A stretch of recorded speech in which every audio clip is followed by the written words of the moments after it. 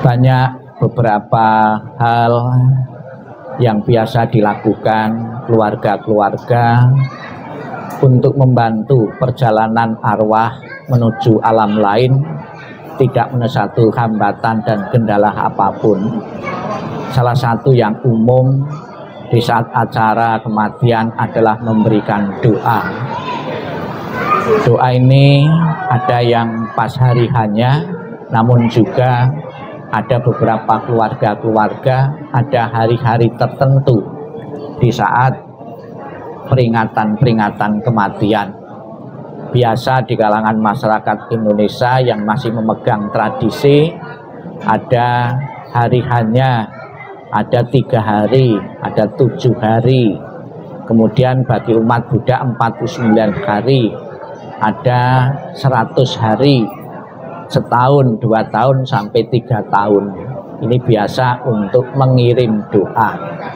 Namun di samping doa juga membuat altar leluhur. Di altar itu ada foto maupun nama dari leluhur, dan juga ada beberapa sajian-sajian makanan-makanan. Sekalipun yang disajikan itu tetap utuh, tidak berkurang sedikit pun sebetulnya, namun bukan berarti tidak membawa manfaat bagi yang mengirim maupun yang dikirimi.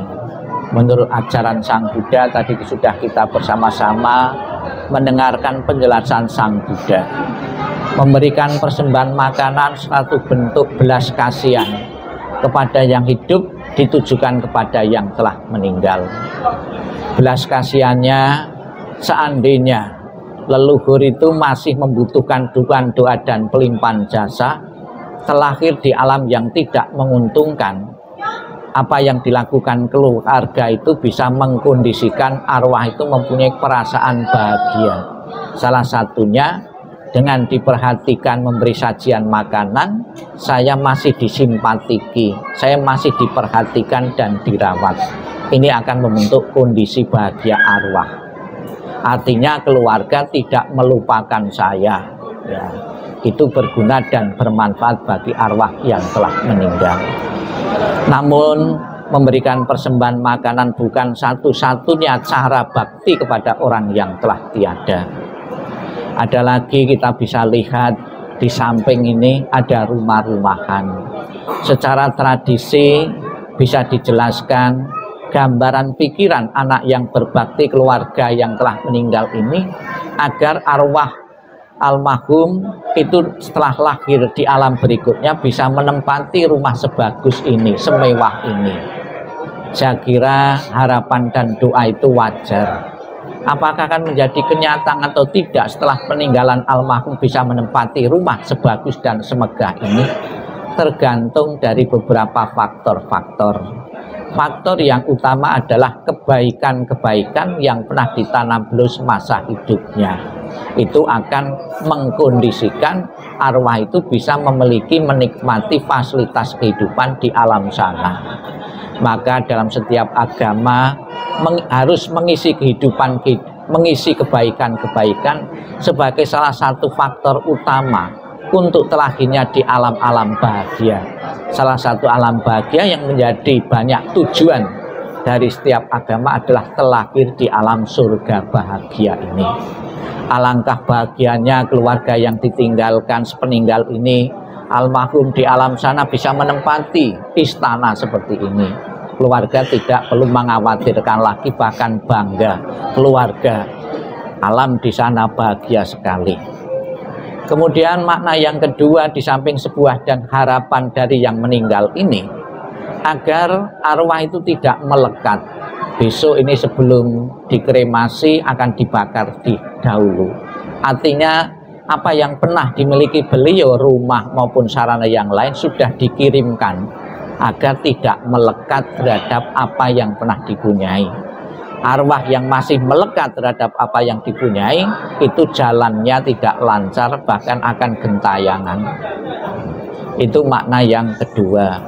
Makna yang ketiga, kita diperlihatkan rumah-rumah dari orang tua ini hendaknya ahli warisnya itu menghormati pengorbanan orang tua, menghormati jerih payah dari apa yang dihasilkan oleh orang tua. Peninggalannya hendaknya jadi ahli waris yang baik bagi keluarga, bagi orang tua. Jangan sepeninggal almarhum rumahnya dijual, apa karya-karya almarhum dijual. Artinya tidak menjadi ahli waris yang baik. Jadilah ahli waris, menghargai jerih payah warisan dari orang tua yang dipulih dengan susah payah, dengan peras keringat dan banting tulang. Bapak Ibu saudara sekalian yang saya hormati, pada kesempatan ini kita bersama-sama membawakan doa malam terakhir yang sering disebut dengan malam kembang. Di atas peti jenazah kita melihat ada rangkaian bunga, di samping kembang itu sebagai hiasan dekorasi untuk membuat indah tempat ini, namun juga sebuah makna, sebuah pelajaran bagi kita. Kembang atau bunga itu mempunyai sifat ketidakkekalan. Perubahannya kentara sekali, jelas sekali. Dipetik, kemudian nanti sore sudah layu. Mengingatkan kepada kita semua bahwa kehidupan yang kita jalani adalah kehidupan yang tidak kekal. Almarhum pernah lahir, berkembang, nikah, dan akhirnya meninggal. Itulah proses kodrati dan alami. Setiap orang tanpa kecuali akan mengalami hal yang sama. Marilah pelajaran meninggalan almarhum Bapak Freddy Sudiono ini sebagai penggugah semangat kita untuk senantiasa mengisi kehidupan ini dengan perbuatan-perbuatan baik sebagai bekal kita sewaktu-waktu kita meninggal, agar kita mempunyai bekal yang memadai, yang cukup, sehingga akan terlahir di alam-alam bahagia. Kita ucapkan selamat jalan almarhum Bapak Freddy Sudiono. Semoga dengan kebaikan yang kau kumpulkan dalam kehidupan yang lalu maupun saat ini benar-benar bisa mendukungmu untuk segera terlahir di alam surga bahagia. Sadu, sadu, sadu.